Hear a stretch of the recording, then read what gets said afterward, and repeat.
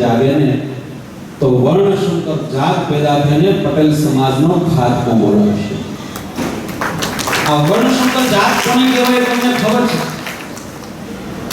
ઉમૈયા ધામમાં દર વર્ષે 7 દિવસનો સેમિનાર થાય. મેં આજે પણ કહ્યું, પહેલા પણ મેં કાંજીભાઈ બાલાળા સાહેબને વિનંતી કરી, આપણી દીકરીઓના 7 દિવસના નહીં તો 3 દિવસના સેમિનારનું આયોજન કરો. અને ઉમૈયા ધામમાં દર વર્ષે મુગ્ધા નામનો પ્રોગ્રામ આપવા જાઉં છું, જેમાં 2.5 કલાક પછી દીકરી મારી સામે પ્રતિજ્ઞા લે છે કે મારા પિતાની વિરુદ્ધમાં હું કોઈ દિવસ મારા ઘરમાંથી પગલું નહીં કરું. એને સમજાવું. ગિનિસ બુક વર્લ્ડ રેકોર્ડ પૂરો થયા પછી 300 બહેનોનું સંશોધન કર્યું. આ દરેક મારા સ્નેહ મિલનની સ્પીચમાં કહું છું, મારે તમને કહેવું જરૂરી છે. 300 બહેનો જેની ઉંમર 70 વર્ષની હોય, જો મારી સાથે તમે જોડાયેલા નહીં હો ને તો આ વાત તમારી ઉપરથી જશે. 70 વર્ષની ઉંમર થઈ ગઈ હોય એવા 300 દાદીમાનો અમે સર્વે કર્યો. અમે એને 4 સવાલ પૂછ્યા. પહેલો સવાલ કે તમારા પિતા, તમારા જીવનમાં 4 પુરુષો આવ્યા, એમાં પહેલા તમારા પિતા 70 વર્ષની ઉંમર, જેણે જગત જોઈ લીધું છે, જીવન જોઈ લીધું છે, જેણે ઊંચાઈ અને ઊંડાઈ જોઈ લીધી છે, જેણે તમામ વસ્તુ જોઈ લીધી છે, એવા 70 વર્ષના તો તમારા જીવનમાં 4 પુરુષો આવ્યા. એમાં પહેલો પુરુષ તમારો પિતા, બીજો પુરુષ તમારો સહોદર, જે માતાની કુખેથી તમે જન્મ લીધો છે, એ જ માતાની કુખેથી એક પુરુષે જન્મ લીધો, એ તમારો ભાઈ, સહોદર. ત્રીજો પુરુષ તમારા જીવનનો સૌથી મહત્વનો પુરુષ, જેને તમે શરીર આપી દીધું, જેને તમે મન આપી દીધું, તમે તન આપી દીધું, તમારો વિચાર આપી દીધો, તમારી સ્વતંત્રતા આપી દીધી, આ ત્રીજો પુરુષ તમારો પતિ. અને ચોથો પુરુષ તમારું શરીર નીચોવીને જેને જન્મ આપ્યો, એ તમારો દીકરો. એક સ્ત્રી વિચાર કરે, 4 પુરુષને પોતાના જીવનમાં અનુભવ્યા છે, સંબંધોની પવિત્રતાની રૂએ.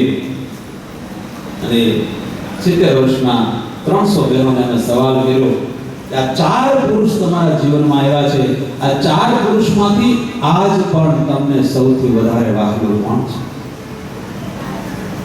293 બેન મને એવો જવાબ આપે કે આજ પણ અમને અમારો બાપ વાલો છે, બાપ.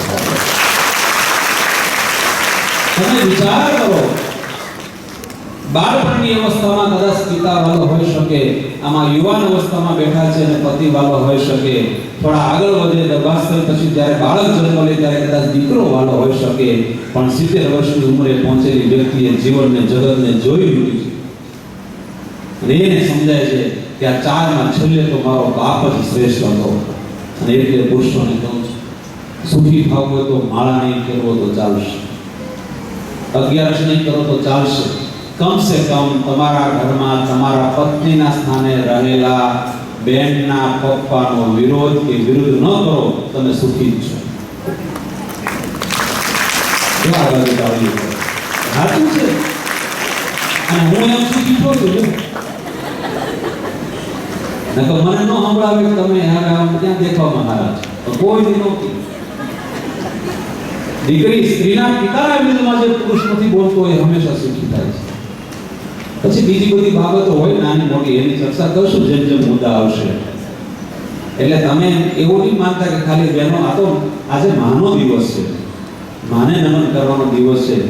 અને જગતમાં હમણાં જે દીકરી અહીંયા જે નૃત્ય કરતી હતી, હું સરા જાહેરમાં એના મમ્મીને સલામ કરું છું અને એના શિક્ષકને સલામ કરું છું.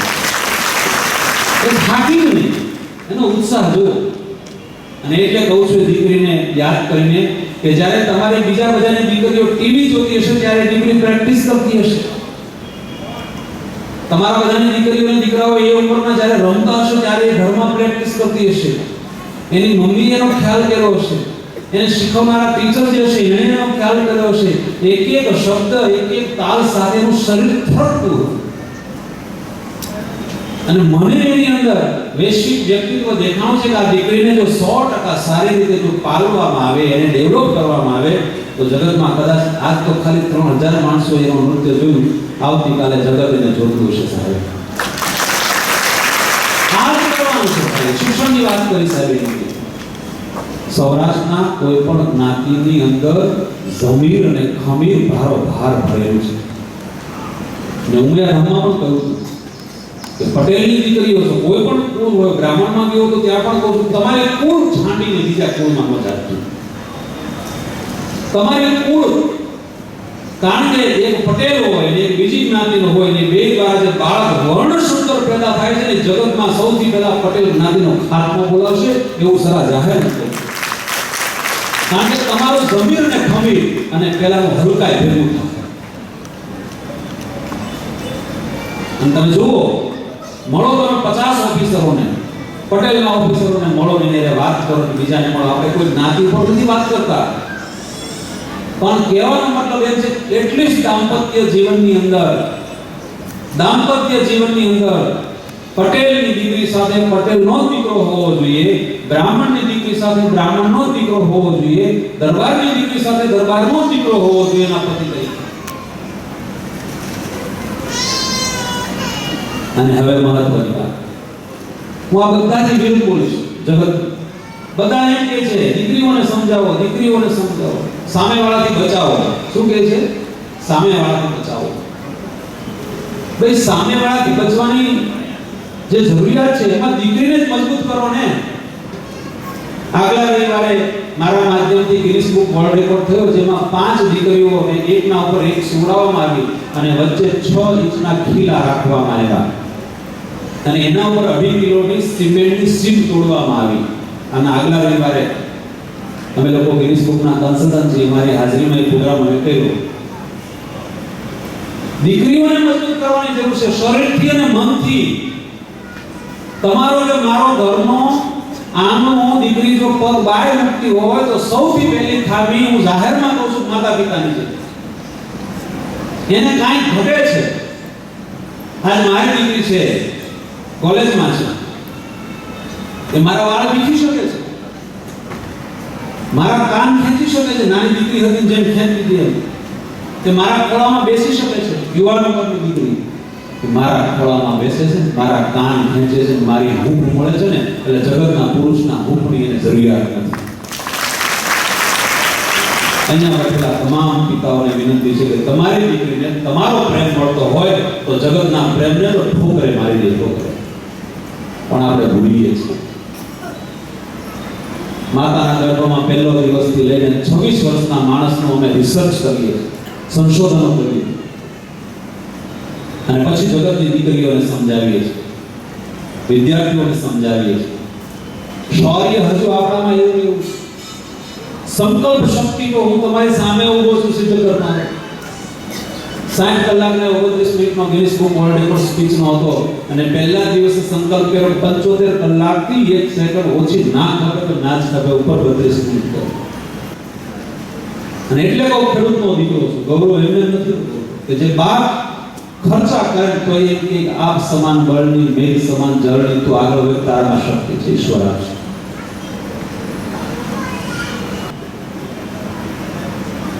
આ દીકરીઓને અનેક પ્રકારની સમસ્યાઓ છે. 11મા 12મા ધોરણની દીકરીઓને, છોકરાઓને પણ સમસ્યાઓ છે. વિજાતીય આકર્ષણની વાત હોય એને જવાબ જોઈએ છે. સવાલ એની પાસે પડ્યા છે કે મને કોઈ બહુ જ ગમે છે, શું કરું? પણ એ બહુ જ શું કામ ગમે છે? ઘરમાં રહેલા પુરુષો, પિતા કે ભાઈ કે મોટા બાપુજી કે અંકલનો પવિત્ર પ્રેમ એને પ્રાપ્ત થતો. આપણે જગતને કહેવાની જરૂર નથી કે વિધર્મીઓ જે બને છે ઘટના. કિશોરભાઈ સરસ વાત કરી, પણ હું જરા અલગ વાત કરું છું કે શું કામ આપણી દીકરી મજબૂત ન થાય? બસ તું રોટલી શીખી જા, ખૂબ સારા માર્ક લાય, એટલે તને સારો પુરુષ મળે. અને આ આપણી હાલત તો શું? જે માવું આપણે બાપની સાથે ખેતરે જઈને સાથે કામ કરતી એ લોહી અને બાવડામાંથી આપણે જન્મા છીએ અને છેલ્લા 20 વર્ષનો સાહેબ ઇતિહાસ જોઉં છું. સુરતમાં આવીને, અમદાવાદમાં આવીને બહેનોને કશું કરું છું. આપણી માવના બાવડામાંથી બાપની સાથે એટલો જ પસીનો વહેતો હતો. એ ભરોટા ભરતા હતા, એ જરૂર પડે તો ધક્કો ગાડીઓને મારતા હતા, બળદ ગાડીઓને. એ પાણી સિંચતા હતા. આપણે એક કુળમાંથી આવીએ છીએ. બસ તું સારા માર્ક્સ લાવ એટલે તને સારું ઠેકાણું મળી જાય. હવે એમાં થોડો ફેરફાર લાવજો. આજથી તું વ્યવસ્થિત અભ્યાસ કર, ઘરનું કામ શીખ, તારી જાતને સ્ટ્રોંગ બનાય અને સંસ્કારી છોકરો આપણે ગોતીએ, શિક્ષિત છોકરો ગોતીએ. અને જે પરિવાર માત્ર પૈસાના જોરે પોતાની દીકરીઓને આપે છે, ફેમિલી કોર્ટની અંદર પ્રથમ હરોળનો કાઉન્સલર હું સાક્ષી છું કે દીકરીઓ જિંદગીભર એટલી બધી રોવે છે, મને ક્યાં નાખ્યો. એ બધું આ લેવા કરતા દીકરીઓની વૈચારિક શક્તિ મજબૂત બનાવો, એને 5-7 પ્રકારની સ્કિલ શીખવો. એ બહુ સારી બ્યુટિશિયનનું કામ શીખી લે, રસોઈનું કામ શીખી લે, એ બહુ સારી ડિઝાઇનર બને. માત્ર અભ્યાસ જીવનમાં કામ નથી આવતું. આજકાલ એવો વિચાર લઈને જાઓ કે તમારી આંતરિક શક્તિ મજબૂત થાય.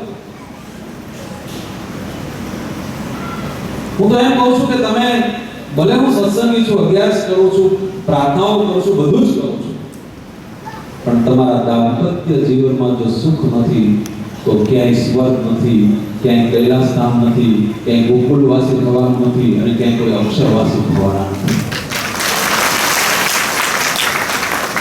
દાંપત્ય જીવનના સુખ માટે પુરુષે અહમ છોડવો પડે અને સ્ત્રીઓએ મેણાટોણા. આ તો હારું સમજાતું નથી. લગ્ન પછી આ લોકોને ખબર નહીં શું થાય છે. પુરુષ ઘરમાં આમાંથી ભાઈઓ મારી જોડે છો, જાગો છો, બરાબર મજબૂતાઈથી? તો હવે તમારી વાત કહું છું. એટલે આપણે હીરાના કારખાને હોઈએ, આપણે એમ્બ્રોઇડરીનું કામ કરતા હોઈએ, આપણને ફોન કરે, દૂધની 2 થેલી લેતા આવજો. પાકું સરનામું આવે. હવે એની પાસે ધાણા લાવે, 5 રૂપિયાના ધાણા માટે ભલામણ આખો દી કંટાળ આવે, ન્યાય ગલીમાં જવાનું, શાકવાળી પાસે જવાનું, એમ કેવું 5 રૂપિયા ધાણા. એ પાછી ઓળખાણી કાઢે. તમે સ્વાતિબેન ઘરવાળા આપણે કે હા, પછી ઈ જ પછી ધાણા આપે કે લઈ જાય એવા જ આપો છો. ઘરે જાય કે તમે લેતા જ નથી આવડતું. ઘરેણાની ડિઝાઇન કરી આપણે એમ થાય બર્થડે છે, હાલો, અથવા મેરેજ એનિવર્સરી છે, એ કેરી બુટી લેવી છે, કા લેવું છે, તો વળી અમે હરક બધા થઈને બુટીઓ લઈ જાય કે આવી ડિઝાઇન જૂની તમને કોઈ લેતા નથી. સાંભળજો તમે બધા, અને વાહ વિડીયો બેઠા એની અનુભવ છે.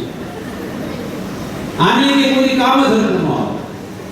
મારો એક પ્રશ્ન છે, અમને ધાણા લેતા ન આવડે, અમને તમારી સાડી લેતા ન આવડે, અમને તમારી બુટી લેતા ન આવડે. ઘણી વખત તો અમુક બેનો ઉતાળો બોલી જતા તો પાછો ભાર વગર નાખે. એ મુદ્દાઓમાં અત્યારે હસો વાંધો નહીં. આ બેટા એટલે અમે ભાન વગર જે કહેતા હોય બધા, તો એને તમારી પસંદગી કરી એમાં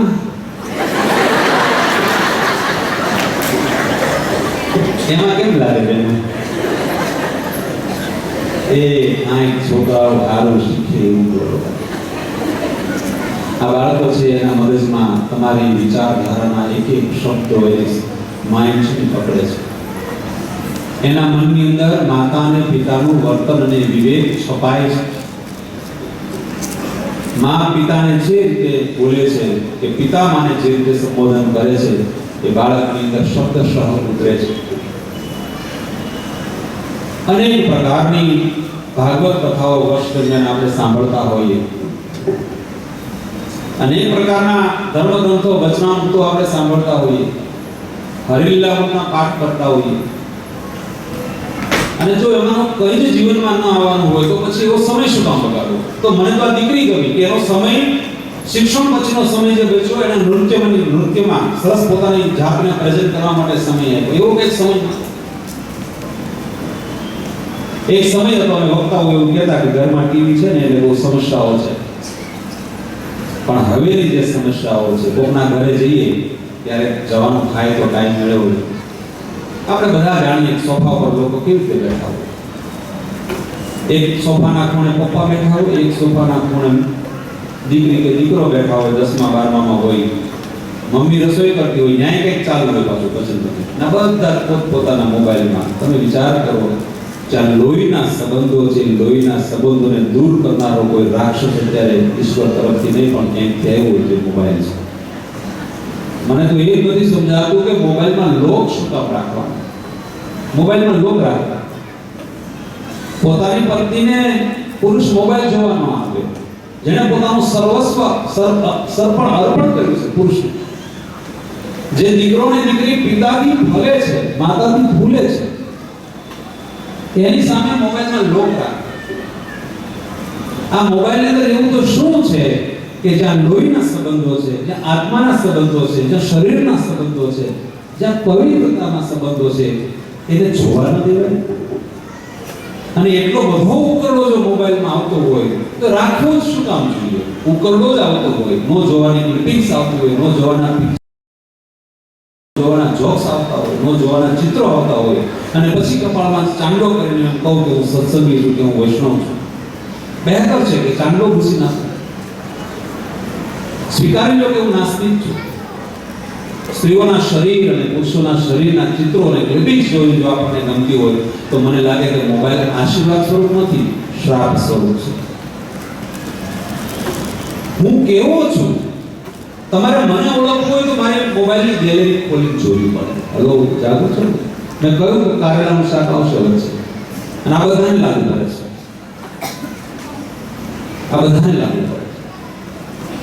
આ યુવાન દીકરીઓ આપણે બધા જ એમાંથી પસાર થયા છે કિશોર અવસ્થામાં. વિજાતી આકર્ષણ હોવું એ સ્વાભાવિક છે. ઈશ્વર તરફ આપણને આગાહ કરે છે કે તમે પુરુષ કે સ્ત્રી છો, તમને એકબીજા માટે આકર્ષણ થાય છે, અને એ જ તો સંસારનો પાયો છે. સદા ગ્રંથોને લોકો કેવી રીતે એને ભાષાને ફેરવીને બોલે છે મને નથી સમજાતું. વિજાતી આકર્ષણ તે અવસ્થા બતાવે છે કે તમે પુરુષ અને સ્ત્રી તરીકે તમારે આગળ વધવાનું છે. પણ વિજાતી આકર્ષણ નો સંયમ જે છે એ ગુણ કેટલો જાળવી શકે છે એમાં છે. અને મહત્વની વાત એ છે કે આપણા દીકરા દીકરીઓની પાસે જે મોબાઈલ છે એનો વિરોધ નથી, એને ખાલી એટલું શીખવો કે એનો ઉપયોગ કેમ કરવાનો છે. બસ નાનકડી આટલી જ વાત છે, એને શીખી લે કે આનો ઉપયોગ કેમ કરવાનો છે. બીજી વસ્તુ આપણા દીકરા દીકરીને આપણે એ કહેવાનું છે કે આને કારણે તમારા મન પર શું અસર થાય છે. અને મન અને શરીરની બે અસર જ્યારે ભેગી થાય ત્યારે જગતની કોઈ દીકરી એ જોવા નથી રાહ રહેતી કે મને આને કારણે હું આના પર આગળ વધીશ, મારો કોઈની સાથે શરીર સંબંધ બંધાશે તો મારી દશા અને દિશા શું થશે. મન અને શરીરના આવેગો કોઈ પણ દીકરીને યુવાન અવસ્થાનો દીકરો કે છોકરો કે છોકરીને અયોગ્ય માર્ગે જવા માટે આહવાન આપે છે. તો સૌથી પહેલા બાળકો જે છે માતા પિતા પાસે વધારે રહે છે, ખાસ કરીને માતા પાસે વધારે રહે છે. માતાને જો સમજાઈ જાય કે મારે મારા બાળકની હાજરીમાં મોબાઈલનો ઉપયોગ કેમ કરવો ને કેમ ન કરવો, તો મને લાગે છે કે બહુ સારા સંસ્કાર આપી શકે. અને ફરી એક વાર કહું છું, હજારો વખત કહીશ, જે દીકરી ઘરમાંથી બહાર પગ મૂકે છે એનો 100% નહીં પણ 99% વાંક એના મા બાપનો છે. પછી દીકરીનો 1% વાંક છે. 1 એપ્રિલ ટાઈમ્સ ઓફ ઇન્ડિયા હમણાં એક મોબાઈલનો સર્વે આવ્યો, એ મારે તમારી સામે રજૂ કરવો છે. ટાઈમ્સ ઓફ ઇન્ડિયામાં 7મા કે 8મા પાને જેને ફાવતું હોય જોઈ લેજો. 1 એપ્રિલ 2018 રવિવારનો દિવસ, અને એમાં એક સર્વે આવ્યો, અને સર્વેનું નામ હતું રીથિંકિંગ રિફોર્મ લાઈફ બેલેન્સ. આ સર્વે અમેરિકા, બ્રાઝિલ, ફ્રાન્સ અને ભારતમાં થયો, અને આ સંશોધન 16 વર્ષથી 65 વર્ષના વ્યક્તિ વચ્ચે થયો. હવે સાંભળજો શું સર્વેનું તારણ આવ્યું. મોબાઈલ એ પોતાનો શ્રેષ્ઠ મિત્ર છે એવું 65% ભારતીય માને છે. અન્ય દેશમાં આ પ્રમાણ 53% છે. મોબાઈલ પોતાનો શ્રેષ્ઠ મિત્ર છે એવું ભારતના લોકો 65% માને છે.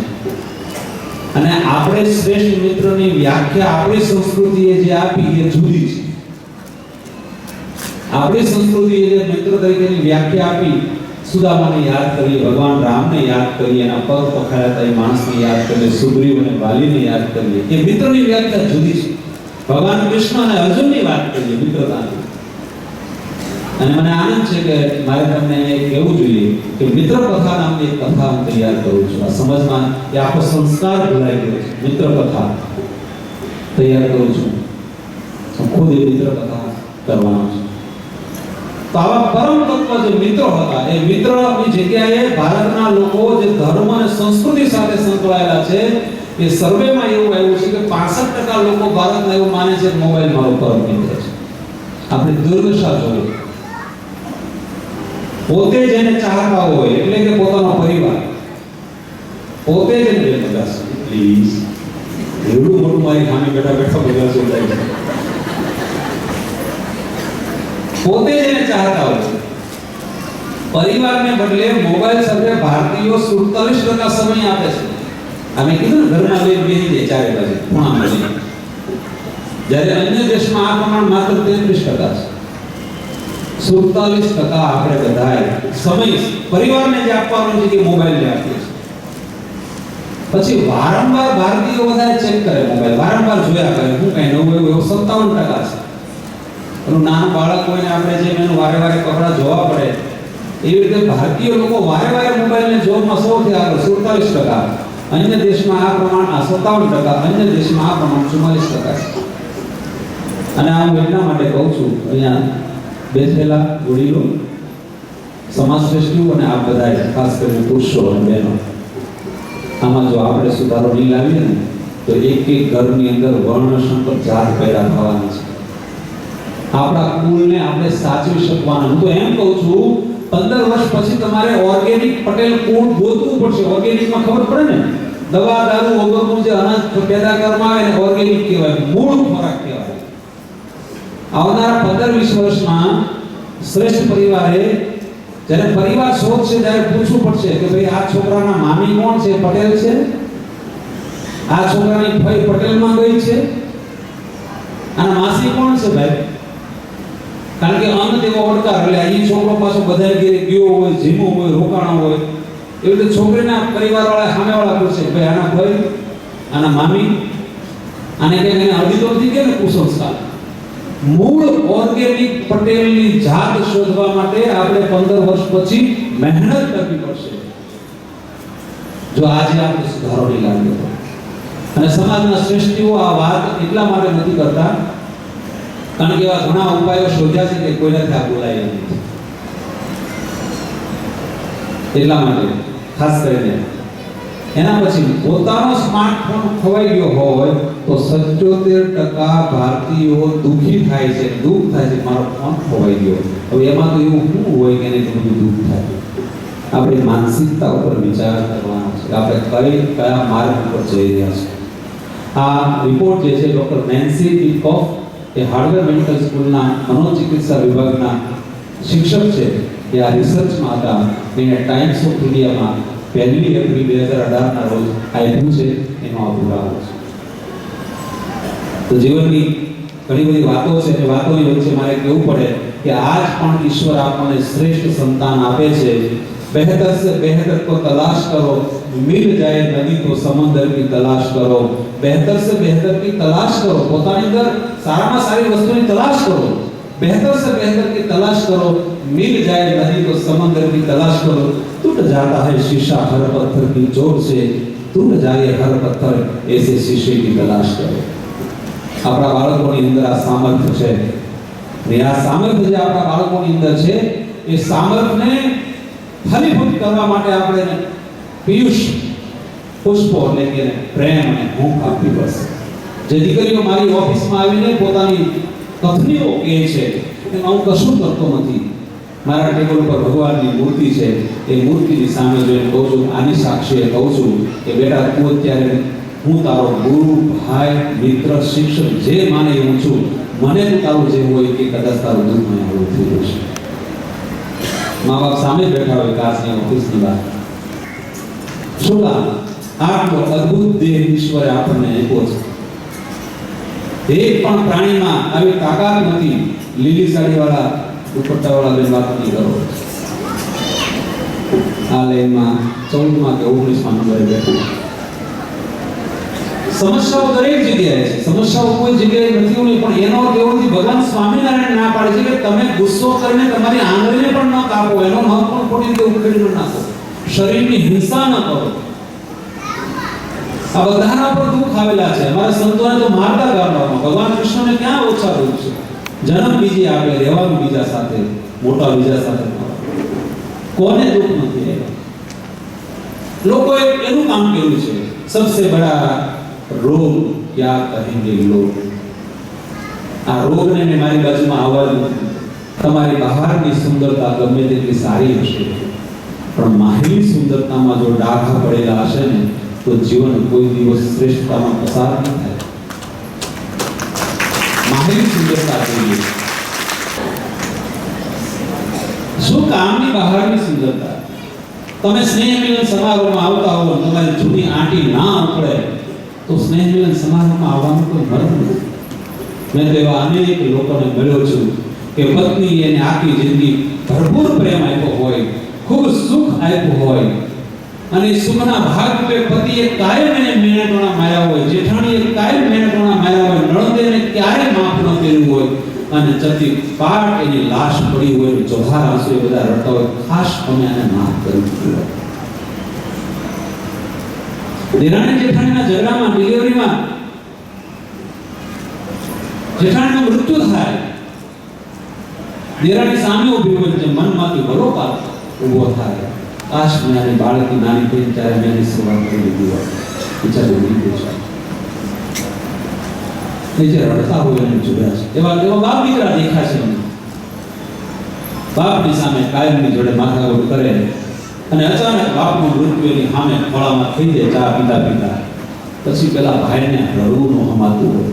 ઓહો, આખી જિંદગી મારા માટે ખેતરોમાં હીરાની ધમકીઓમાં કામ કર્યું, પત્નીની વાતમાં આવી કે બીજાની વાતમાં આવી, ધંધા માટે સમાજ માટે મારા બાપુને કેટલું અપમાન કર્યું, પછી રડવાનો શું મતલબ છે? એટલે કહું છું, જિંદગીમાં માફ કરતા શીખો. અને એ પણ કહું છું કે જે બોલું છું ને એ કરું છું. મને સલાહ આપવાનો સાહેબ નથી આવડતા, પહેલા મારા જીવનમાં કરું છું, પછી તમને કહું છું. તમારા દીકરાને તમારે ક્યાં સુધી એન્જિનિયર બનાવવા છે, ક્યાં સુધી ડોક્ટર બનાવવા છે? વિશ્વ શ્રેષ્ઠ વ્યક્તિત્વ આપણા ખોળામાં ઈશ્વરે પુષ્પ આપે છે, ફળ આપે છે, એને ખીલવો, એને માહોલ આપો.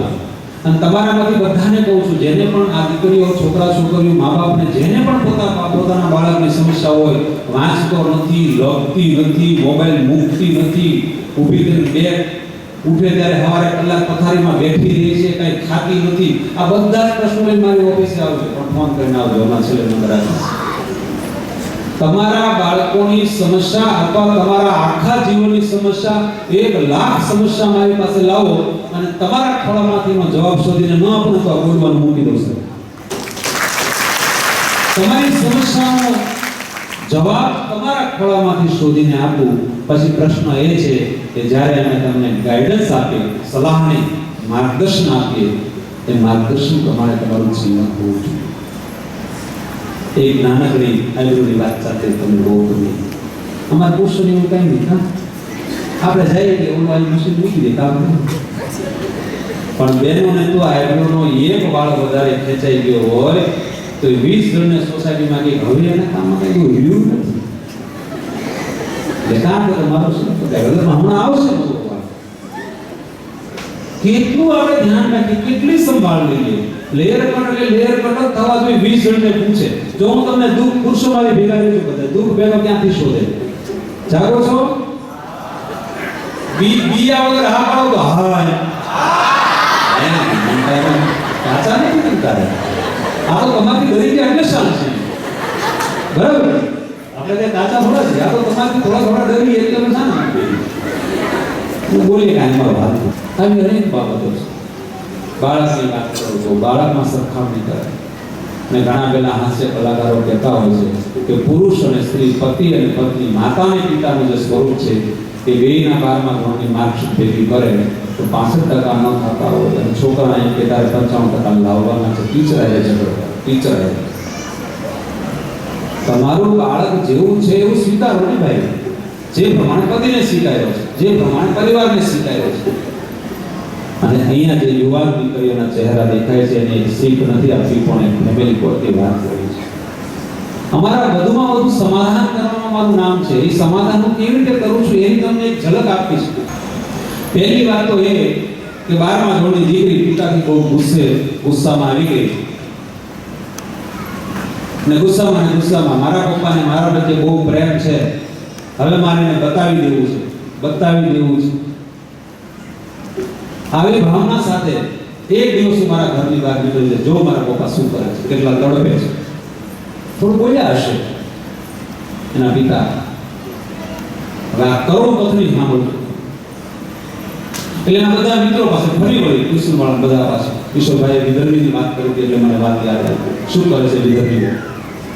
એ ધર્મ એટલે આપણા ધર્મ સિવાય એ બધા મિત્રો પાસે ફરી વળી છોકરા છોકરીના ફ્રેન્ડ હતા એને બધાએ ના પાડી કે તારે એક દિવસ તારા ઘરની બહાર શું કામ નીકળવું છે?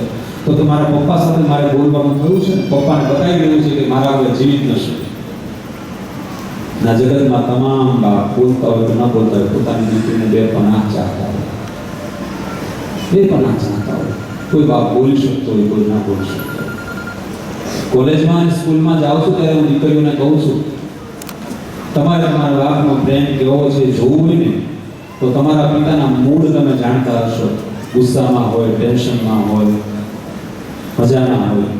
જે દિવસે ટેન્શનમાં હોય પાણી પીને તમારા પિતા સોફા ઉપર બેઠા હોય કે સ્ટેજ ઉપર બેઠા હોય તેથી જુવાન જો દીકરી પડકે જઈને બેસી જાય એટલી અને પપ્પાના ગોઠણ ઉપર હાથ રાખીને કે પપ્પા બહુ ટેન્શનમાં છું, એ બાપનું 90% ટેન્શન રહી જાય.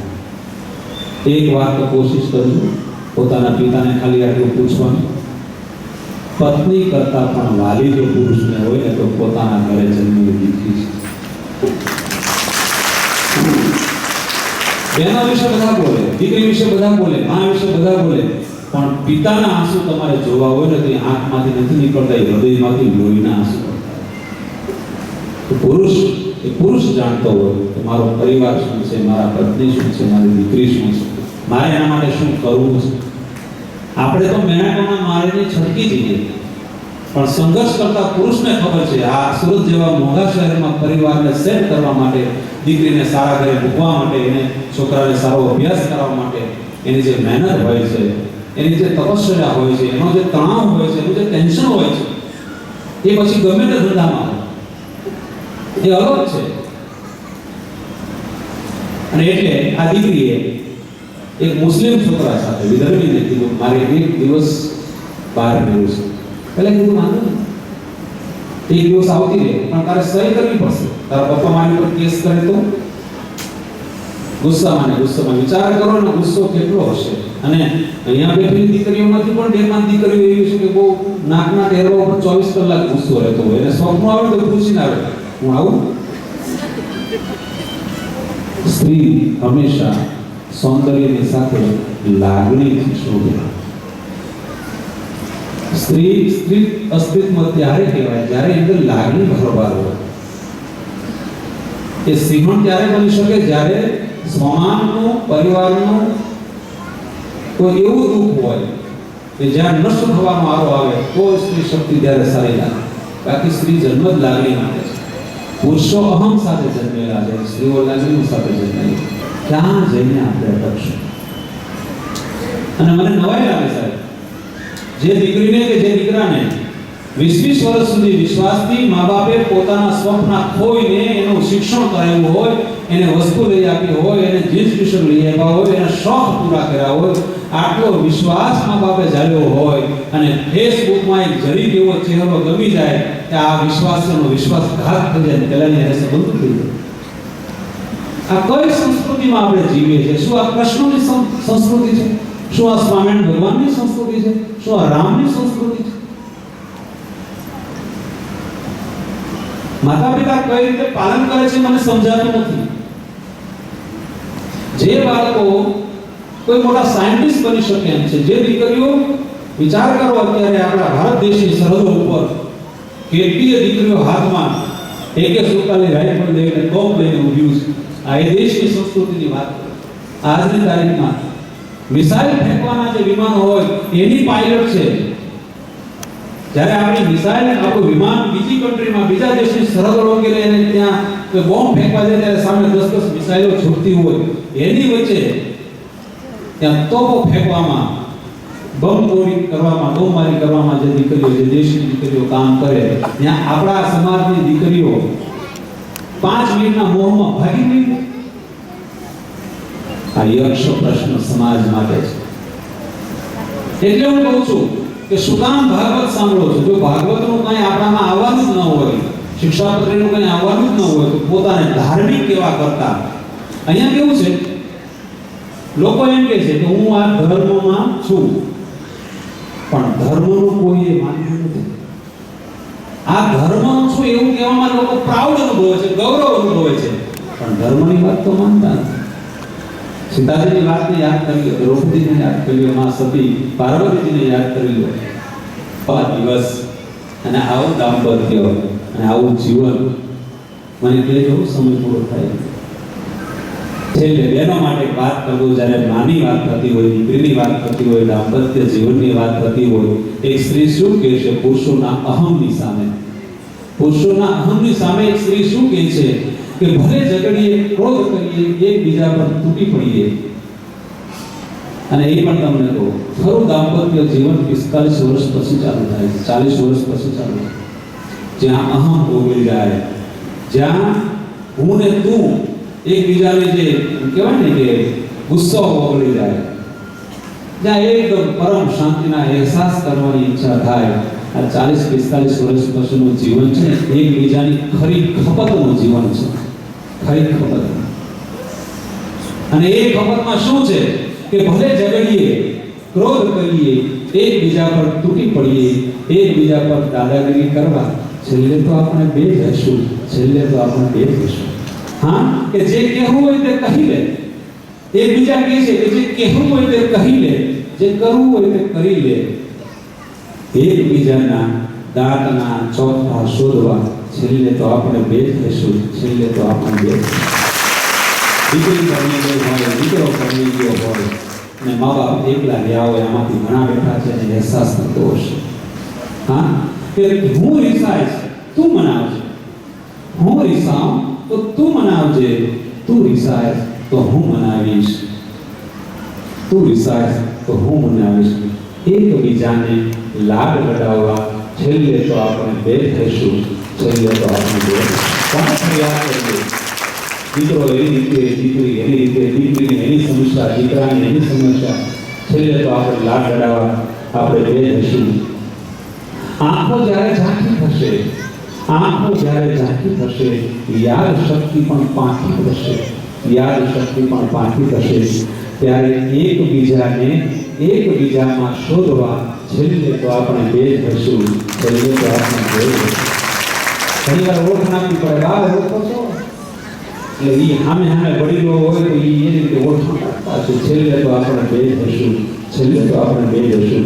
ઘૂંટણ જ્યારે દુખશે, કેળ પણ વળવાનું મૂકશે, ત્યારે એકબીજાના પગના નખ કાપવા, છેલ્લે તો આપણે બે થઈશું, છેલ્લે તો આપણે બે થઈશું.